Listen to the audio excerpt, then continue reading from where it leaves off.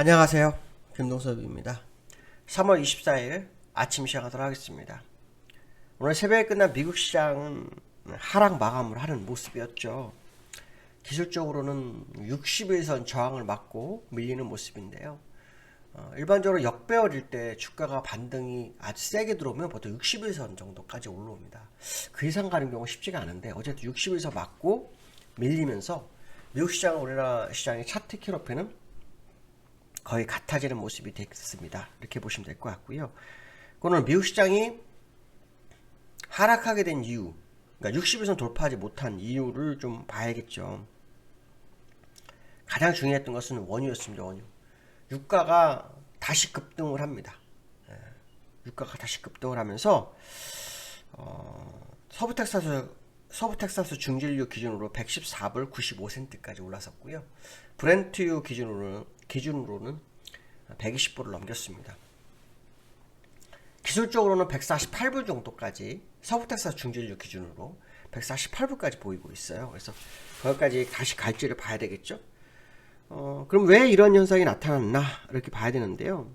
일단 러시아에서 국제 유가, 그러니까 국제 원유를 공급하는데 차질이 우려되고 있었고, 그다음 미국 원유 재고가 좀 감소했다고 합니다. 그 원유 공급이 왜 차질이 됐느냐 보면 그 카자흐스탄, 그러니까 카자흐스탄 송유관이 폭풍으로 피해를 받아가지고요. 복구하는 데만 2개월이 걸린다고 합니다. 그래서 하루에 100만 배럴씩 줄 수 있다. 그만큼 줄어버린 거죠. 거기다가 그 미국 원유가 재고가 있어요. 근데 재고가 감소를 했어요. 얼마나 감소했냐면 250만 배럴 정도로 감소했어요. 그래서 원유 공급의 문제. 그렇지 않아도 수요도 많지가 않죠, 그렇죠? 네, 수요도. 그러니까 수요는 많죠. 수요는 많은, 그러니까 기존 수요는 유지된 상태에서 공급의 차질이니까요. 유가가 안 뛸 수가 없죠. 거기다 이제 경기가 계속 미국이 말아가지고 경기가 강하다 그런다면 수요는 계속 증가를 해야 되겠죠. 그럼 원유 공급은 늘어야지 줄면 안 되는 거죠. 그러니까 수요와 공급의 법칙에 의해서 원유는 오르고 내리고 하는 거거든요. 근데 지금은 이제 공급의 문제가 또 발생하는 그런 상황이 됐어요. 거기다가 어저께 우크라이나 대통령인 젤렌스키가 이런 얘기를 합니다. 그 원유 제재에 대해서, 러시아산 원유 제재에 대해서 EU도 참여를 촉구한다 이런 발언을 했습니다.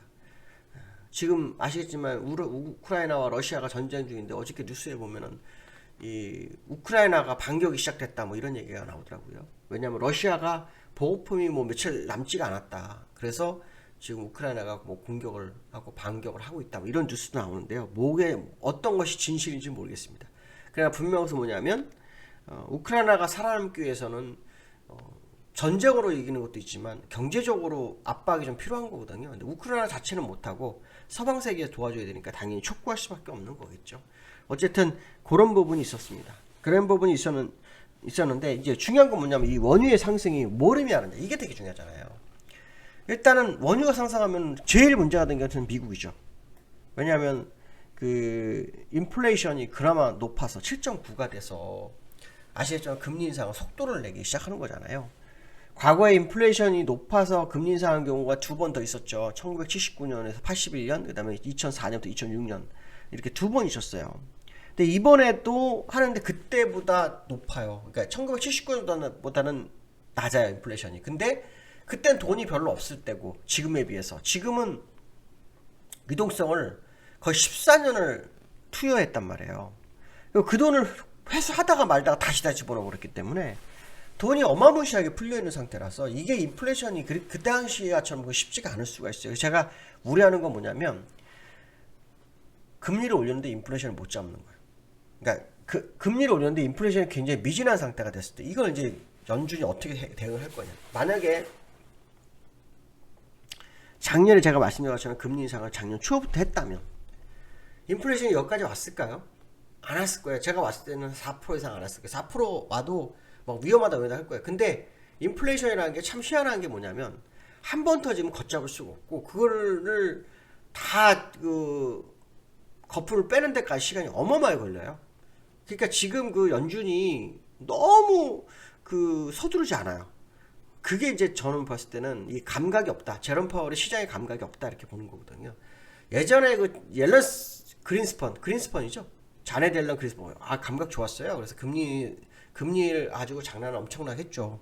그걸 뿅망치라고 했었습니다. 뭐냐면 주가 내려갈 만하면 금리 인하, 주가 올라갈 이제 주가에 영향을 미치는 지표가 문제될 것 같아. 뭐 좋으면 금리 인상, 뭐 이런 식으로 했어요. 뭐냐면 시장을 금리 인상과 인하 가지고 갖고 놀았어요.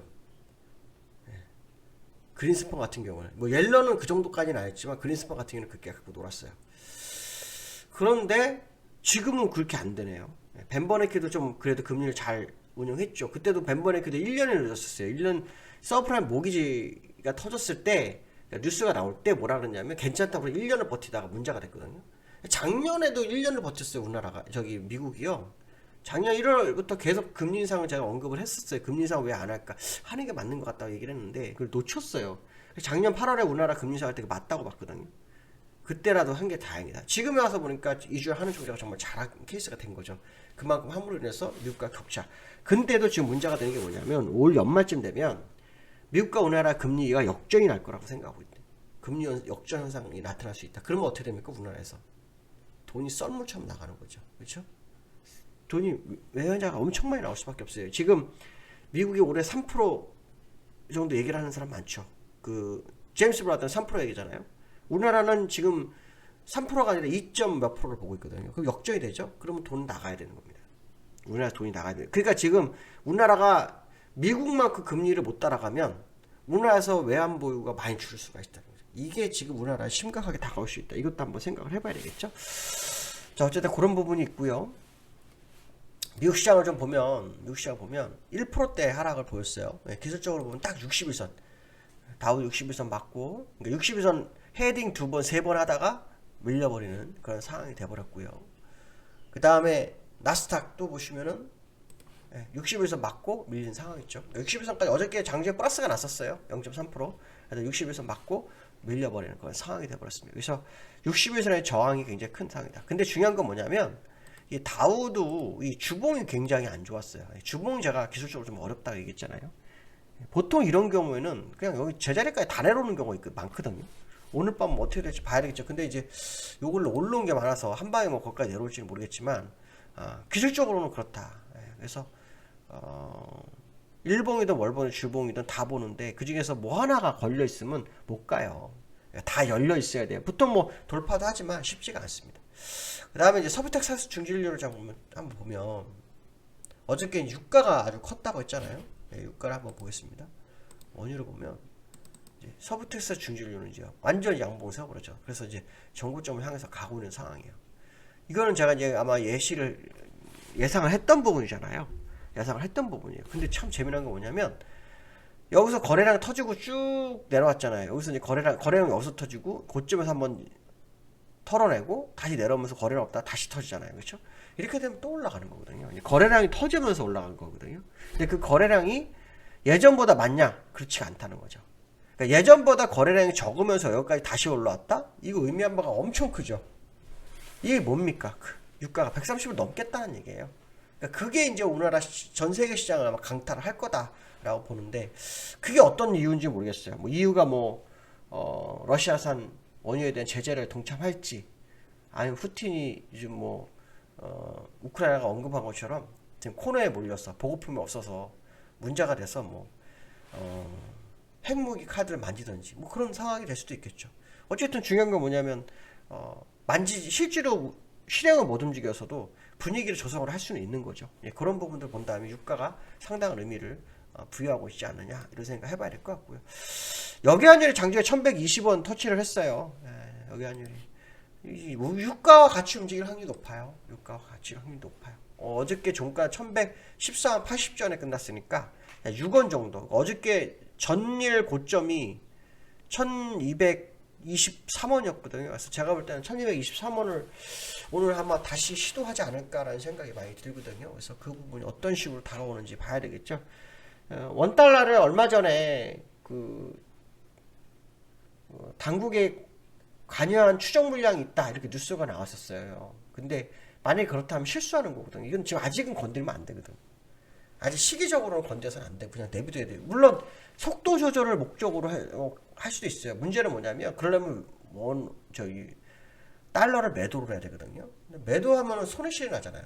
올라가 버리면. 그러니까 굳이 그럴 이유는 없는 거죠. 지금은 조금 더 지켜보고 일정 부분 제가 볼 때 원유가 한 140불 만약에 예상대 140불 150불 만약에 간다면 그때쯤 건드리는 것도 괜찮지 않을까 생각하는데 뭐 결론은 누가 알겠습니까? 우리는 움직이는 자가 아는 거죠. 그렇지만 제가 볼 때는 굳이 지금 건드려서 얻을 것은 없다. 다만 얻을 수 있는 속도 조절 정도 원달러 상승 속도 조절을 목적으로 하는 거라면 뭐 상관없겠지만 내려가는 목적으로 한다 그러면 지금은 건드리면 괜히 손해만 하실 수 있지 않을까 그 생각도 한번 드는 상황이다 이렇게 보시면 될 것 같고요.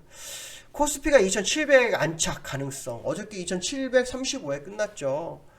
코스피가 계속 우리나라도 좀 강해요. 61선까지 못 갔는데 미국은 내려왔긴 했는데 키높이 같아졌는데 갭상승 두 개가 있어요. 이거는 사실은 어렵죠. 갭상 두 개가 있으면 안 되는 거거든요. 갭상 두 개가 있으면 안 되는 상황인데 갭상 두 개가 지금 현재 나와 있는 상태예요. 제가 볼 때는 갭상승은 메워야 되지 않겠느냐라고 생각이 들고 있기 때문에 시장의 모습을 좀 봐야 되겠다 이렇게 보시면 될 것 같고 안착을 정말 하기 위해서는 수급적인 부분이 되게 중요해요. 외국인의 이렇게 지금 요즘 기관이 샀다 팔았다 하면서 좀 시장을 방어해주고 있거든요. 근데 외국인이 들어오지 않으면 믿을 수 없다 이런 생각 한번 해볼 수 있어요. 그래서 외국인의 흐름 특히 삼성전자에서 외국인의 흐름 이것도 한번 우리가 좀 봐야 되는 상황이 아닌가 이렇게 좀 말씀을 드리고 싶습니다. 자 오늘 여기까지 하겠습니다. 감사합니다.